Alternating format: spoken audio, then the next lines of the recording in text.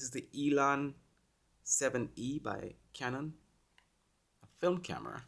At first glance, it wouldn't be obvious that this is a film camera, but it's a single lens reflex film camera. And I got it for about $200 at a camera store close by. And I got it because it had some interesting features. It was originally released in 2000, and this camera, released decades ago, has eye control autofocus. So you can look through the viewfinder and the camera will detect where you're looking and select that autofocus point. It has 7 autofocus points in here. And here's a switch that controls the eye control autofocus. So one setting allows you to calibrate it, another one allows you to turn it on or off, which is interesting. Multiple function settings, you can customize this how you want. And so let me just go around the camera, starting with the front. That's the red eye reduction lamp. That one is a wireless remote sensor. That's the lens release button, depth of field button. That's it for the front.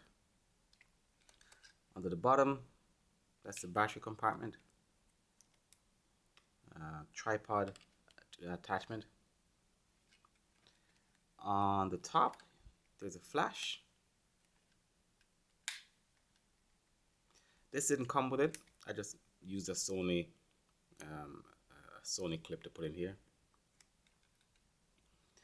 And over here on this side, there's an LCD screen, which is pretty easy to read. This one allows you to select the different autofocus modes you want. I'm going to leave it on one-shot autofocus. I don't want the camera to decide for me. And over here is a dial that lets you choose between the automatic modes or the manual modes. On this side, you can select either single shot or multiple shots. I think you can shoot up to, I think it's 6 frames per second. I think so. I'll put a correction on here if I find different. Or you want to use a timer, which is good if you want to avoid camera shake. And that's it for the top. Moving to the back, the eyepiece, easily removable. And I find that's the best way to adjust the diopter. It has a diopter on here. And a couple of the buttons on here. One is to select the autofocus point. Now I customized it so I can just manually select it whenever I want. And there's another one here that you can customize. Another button right here that you can customize. Over here is where you can set the various functions or customize different buttons on the camera, such as the rewind speed and whether the camera automatically detects the film speed. Now when you put your film in here, the camera automatically detects the speed of the film. You can override that obviously, but I think that's pretty cool. This is the metering mode button. This is the rewind button. And this one lets you turn this dial on and off. And this is just a D-pad for the autofocus points. Pretty simple. Should be a lot of fun.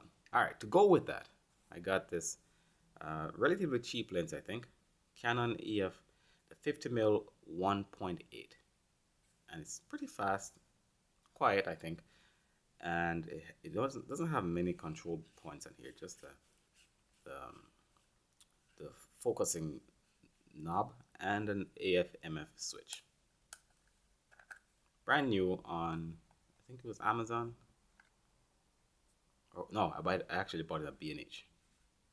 All right, so I won't mount that yet. Let's look on the inside, and this is a switch here on the inside to open the back of it. And this looks like it's in great shape still. Original owner. Look at that. Original owner. That's fantastic. It looks like it's in pristine condition. Pristine condition. That's amazing. Alright. And so when I'm loading the film, I read that I have to stop it right here. Just stop the leading edge at this orange mark and then close this, and it would just pick it up. All right, so let me listen to the shutter and the mirror going up. That sounds incredible. Incredible.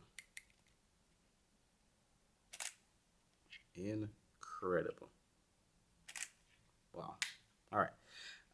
The only quirk on here is that you have to remember to turn it to off before, otherwise the battery will just drain.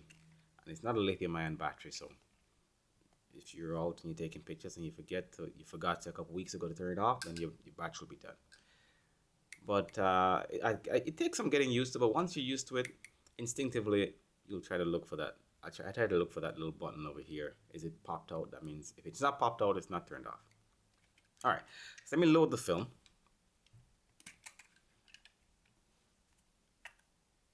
I got the Kodak 400. Kodak 400. I think it's Portra. Yeah, Kodak 400.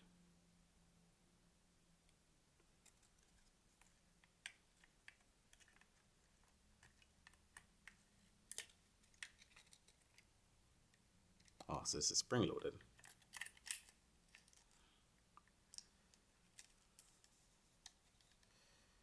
Stop it right there. And that's all you gotta do.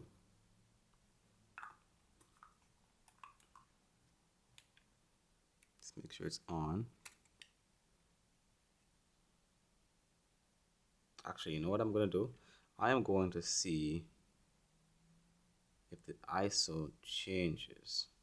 All right, we'll see.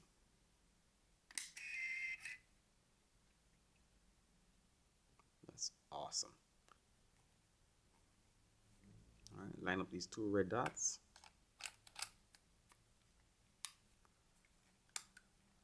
There it is. There it is. All right, so on the LCD monitor, there is an exposure meter, which is good. There's also one, there is one in the viewfinder as well. It's gonna be hard to see that. So, which is good. So you can tell right away if you're overexposed or underexposed. One thing I find interesting is that out the box, when I have it in manual mode, the controls are set up the same way I customize my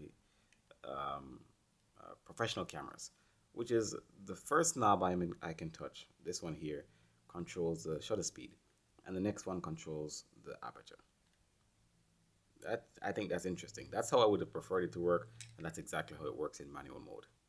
I am so excited to shoot this, man. All right, so another video I will compare it to this camera, which is by far my favorite camera to shoot with. Doesn't have some of the features that this one has, but this is my favorite camera to shoot with. This I think should be interesting. All right, take it easy.